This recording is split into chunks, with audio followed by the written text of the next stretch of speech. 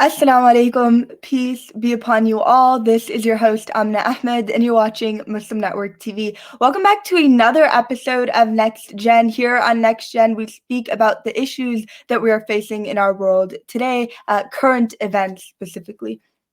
You're watching us on Galaxy 19 satellite, MuslimNetwork.tv, Amazon Fire TV, Roku, and soon on Apple TV as well. Now, today on NextGen, we will be speaking about an issue that we've hit on a bit before, the issue of climate justice and the climate crisis that we are facing. We talked about it on a bit more of a local level, but today our guest is here to speak to us at a bit more of an international level. Grace Maddrell, a 15-year-old climate and social justice activist from England, the UK. She's from there. She works mainly with the Save Congo Rainforest Campaign and Fridays for Future. Grace is passionate about making sure the world is more equal and just for all people. Thank you so much, Grace, for being with us today. Thank you. Grace, I know some of you, if you're coming from Twitter, you might recognize her. She's very prominent on there, and her campaign is always, just blasted on Twitter, which is amazing. But Grace, I want you to talk to us a little bit about how does climate activism, how does that scene look like in the UK? So in the UK, we have quite a few climate activism groups, but they're all quite different. And then we have branches of like Fridays for Future and various more local campaigns. We don't do strikes and like protests so much as some other countries, partly due to laws around school attendance, etc., etc. And it can tend to be a bit more focused on like big cities like London. So for me, I'm in a town in Somerset, so I'm not so central to like where everything's going on. So for me, it's quite solo, which is why Twitter is really great, because that's where I connect with people. I think there is quite a focus on like a more global look in UK as well, because we don't face too many crises ourselves, because we're quite a privileged country. So for most activists, it's about a more global crisis and hopefully about climate justice, and a more equal world, and those who are like suffering right now from the effects of the crisis. So you're saying that in the UK, they focus not just on their country, but you feel like a bit more international level. Yeah, I think, well, for me, that is my focus, and for various other British activists I know, yeah. And Grace, before we get into your work, I know that your bio is impressive. You've done so much, but before we get into that, I want to talk about what led you to do so much of the work that you're doing at such a young age. Was there a point that you were like, that was the deciding factor that you were going to start advocating and becoming this type of climate activist, or was it gradual? Talk us through that. So I didn't really have like a one moment where I was like, I have to do this, but I've kind of always cared about various issues, but it sort of came to a head early 2019. I started being like more anxious about it, and I heard about like these protests that were going on. I was like, I might go along. And then I started thinking about the issue a lot more, and I realized like how serious it was. So I started doing some actions. And then I didn't start doing more often until later that year. So it's kind of been a process to take me from being like someone who attends a protest like maybe once a month to someone who's like doing stuff every day and advocating for like equality as well. But yeah, there wasn't like a big moment where I went, I've got to do this. Where like a light bulb went off type of thing. Yeah. Okay. Yeah, that's actually really interesting that, you said you started off slow and then gradually you started, doing things day to day. How does, being an activist look like for you day to day? Tell us about that. So each day I do like a protest for the Congo rainforest. Before the pandemic, that was in the streets. Now it's mostly online. So that's something which is the same every day. Then it depends what's going on. Like if there's a certain day it is, like Earth Day or I don't know, World Oceans Day or something like that, I might do something to acknowledge that, like a YouTube video or a thread on Twitter.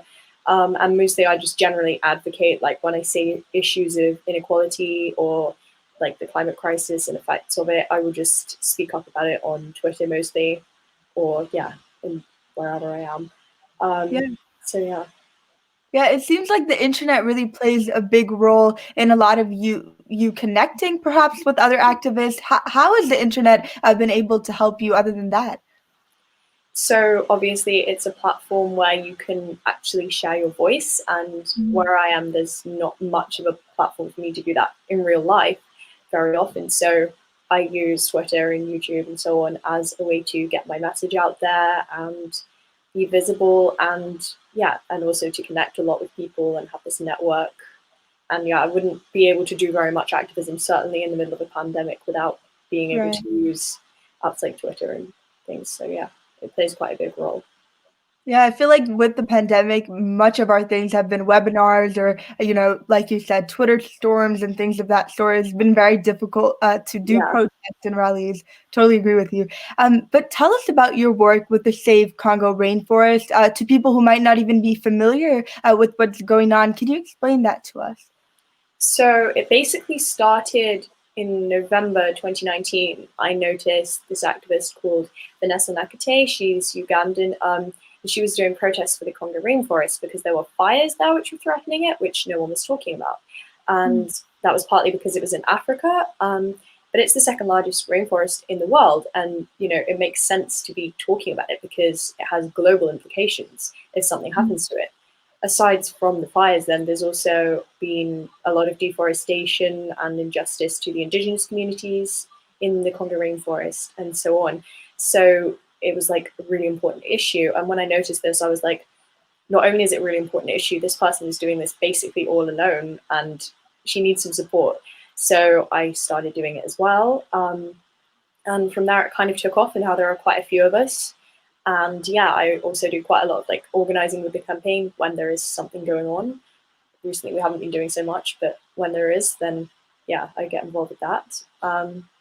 So it kind of started as one person doing these solo protests, and then it's become quite a few people all over the world, including some of my best friends. So that's really good. I think that's amazing. It really shows you the power of activism and not just activism. Like you said, you're organizing. I think that is one of the biggest, differentiations between people who will just tweet things versus people like you who are actually out there connecting with people. And you talked about the indigenous populations in Uganda as well. Tell us about that. I don't know how many people would be familiar with that. So I don't know like a huge amount of the details, but obviously there are a lot of people in the area who will be relying on the rainforest. Millions of people, I can't remember the exact figure, rely on the Congo rainforest from both the Democratic Republic of Congo and the obvious countries, and also various countries all around there.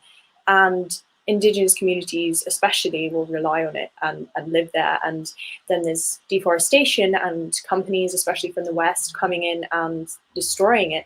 And so that's destroying their homes, their lives, and a lot of their culture. So that's a huge factor in fighting for the forest. And I think people quite often think it's about just about like the trees or the birds there or whatever, but actually huge amounts of people rely on the forest as well. That's a really interesting point that people generally think of the resources and the mammals, the animals, and things of that sort, but there are actual people, right? Indigenous populations that are being ignored as well. I think that's a very important part to take in. But Grace, one of the things that kind of shocked me the most about you is after reading all of the work that you're doing, that you're 15 years old. That is amazing. Have you ever felt your age was a setback or a challenge to some of the work that you're doing? Mostly it isn't, because actually most activists right now are youth, and it's been really empowering to be part of this generation, which, there's so many incredible people speaking up. And so I'm sort of really proud of that. Occasionally there have been issues that's often involved with the fact that my age makes me potentially like vulnerable on Twitter and stuff to certain things. So that's been a problem sometimes. And also being a bit trodden on by adults in campaigns who think that because they're adults, they They should know control the better. campaigns. Right. uh, so some of that has been a bit of an issue, and obviously sometimes not being able to go and do certain things because I just can't, especially when I started, I was 13. So that was a lot more, yeah, Right. a lot more of an issue then. So yeah, but on the whole, it hasn't been too much of a block to being an activist, really. Yeah, and to the adults that, will look down on you and things of that sort, I think they should know that you're also the co-founder of Solo But Not Alone, which is amazing. I don't want to tell the audience too much about that campaign. Why don't you go ahead and tell us about Solo But Not Alone? So that started back in late 2019, early 2020 as a way to support solo strikers. Yeah, so I'm a co-founder with 3 other activists, one in Northern Ireland, one in also in the UK, but in sort of Scotland and England, and another who wasn't actually a co-founder, but she works with us now in Australia. So it's been, yeah, we were all solo strikers, and we were like, this is kind of really disempowering being like alone. So we really wanted to support people. Recently, we haven't done very much actually, because we've been like, had a few technical issues, but it's Right. basically to support and share the voices of people who are protesting completely alone. Sure. I think that, you said that with the rise of young activists, obviously there's so many of us, and sometimes it is disempowering and it feels lonely, even though there are so many of us, we might not be as well connected as we hope to be. Grace, let's continue talking about your work and the work that you're doing for the climate right after our short break. You're watching us on Galaxy 19 Satellite, MuslimNetwork.tv, Amazon Fire TV, Roku, and on Apple TV as well. We'll be right back.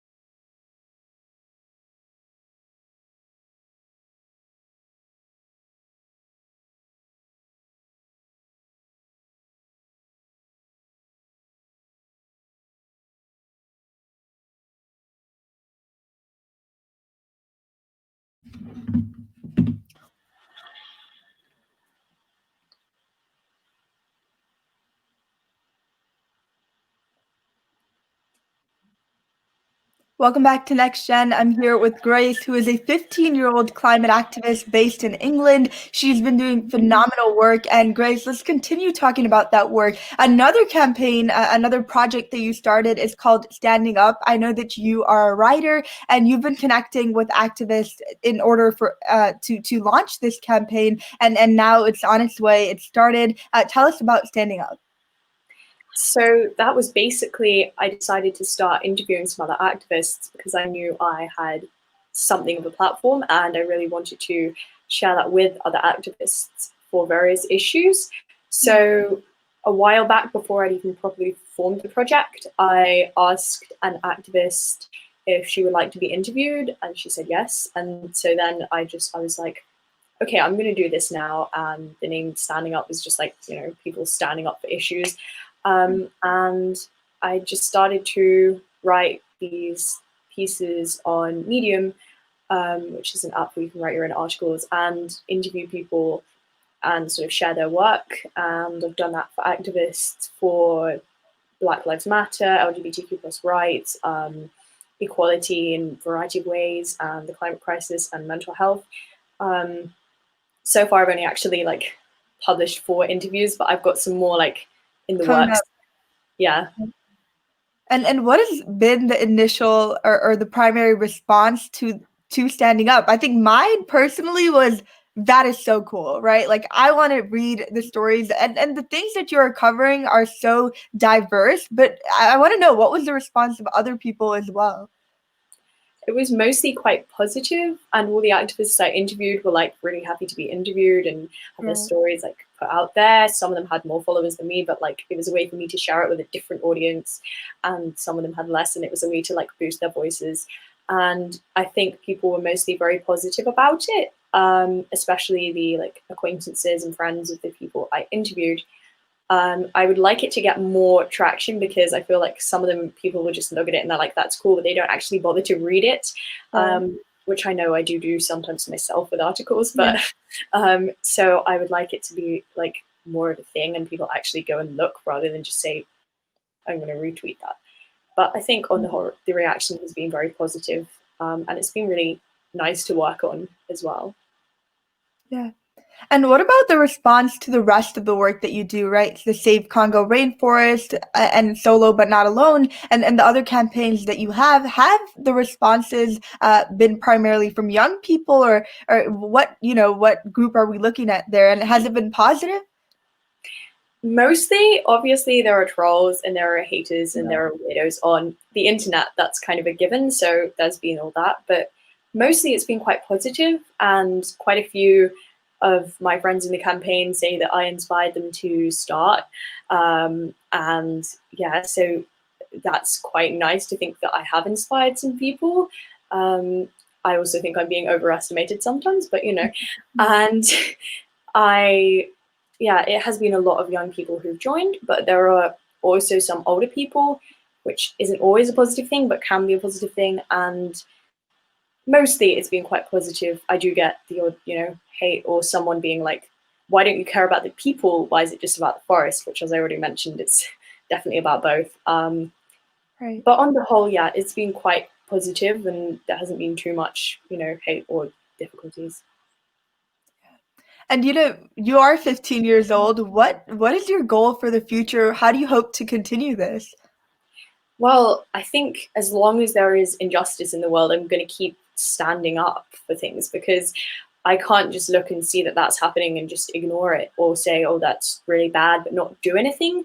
I kind of like that doesn't work for me. And so I don't actually know what's going to happen in the future. I really hope that we're going to be able to solve some of these issues or at least get action on them to make them better. I don't believe that everything is going to be fixed in the world by the time I'm old, but I hope that maybe we won't be facing like an existential crisis or a load of inequality and oppression. I hope that that will change, and I hope that I can be part of changing that. Other than that, I have more personal aims. Like I want to be like a professional writer, which technically I already am on the verge of being, but like full time, properly being a writer rather than like, oh, I've got this book, but I've also got all these other things. And yeah, I don't really know where I'm going, but I really hope that I won't have to be so much of an activist because I hope that these issues get fixed or at least there's some action taken. I think we all can, kind of just nod our head along with that and hope that, we don't have to have so many activists at the end of the day because we want these issues ultimately to be resolved. But Grace, what is your advice to young people who, like you, may be inspired by you, want to get involved? Where should they start? Well, I think you can kind of start anywhere because obviously it depends on the issue and the groups you want to get involved with. And basically, if you want to be an activist, you can be because it doesn't have to be, getting out and organizing a massive march. Like for some people, that isn't even possible due to their countries, their regimes. Maybe they have a disability. Maybe they have another reason why they can't do that. But even if you're just online and you're speaking up and you're maybe writing articles or you're doing art to be an activist, there are so many ways to be an activist. There is not a right way to be an activist. So you can start anywhere and just go with like your strengths and what you're really passionate about. And if you want to specifically get involved with campaigns that like I know about, you can easily find them on Twitter. Most campaigns you will be able to find on the internet. And maybe you'll find something in your local area as well. And just like go along or join or just try to get involved in some way, even if you just message them and say like, do you need any help with this action? Can I join you? How do I join you? There's always a place to start. And whatever you do, whether you're part of a group or you're working solo, there's always some way to be an activist. So just do it. Grace, I like that you said that there's not one way to be an activist. I think maybe some people feel intimidated by that title, or maybe they don't have a large following, so they don't feel that they're able to. But like you said, start anywhere. There's no one place that is the right place to start. I think that's very powerful for our young people who want to get involved. But before we end today, Grace, this has been, I've been able to learn so much about your work, and you are inspiring. I don't think people, you are underrated, basically, is what I'm trying to say. You're amazing. But Grace, before we end, what is your one message? One very important thing, is what I just said, that like if you want to get involved with activism, no matter how old you are, where you come from, what your identity is, you just can, and there is no one way to be. And also, if you haven't, like, obviously not everyone has to be an activist, but if you haven't, is there some way you could speak up? Is there some way you could get involved or support someone who is speaking up? Like, is there something you can do? And if there is, which there almost certainly is, just do it and be part of making the world a better place. Thank you so much, Grace. I think that was a powerful and you chose the right thing to say, that we all collectively have to work together in order to make the world a better place, right? It's not just one activist, one organizer. It's all of us coming together. Thank you so much, Grace Maddrell, for being with us today. And thank you to our audience for tuning in. Hopefully we can take Grace's advice and start anywhere, whether that be local or at a larger level, to help with this crisis. Thank you so much, everyone, for tuning in. And until next time, Assalamu alaikum. Peace be upon you all.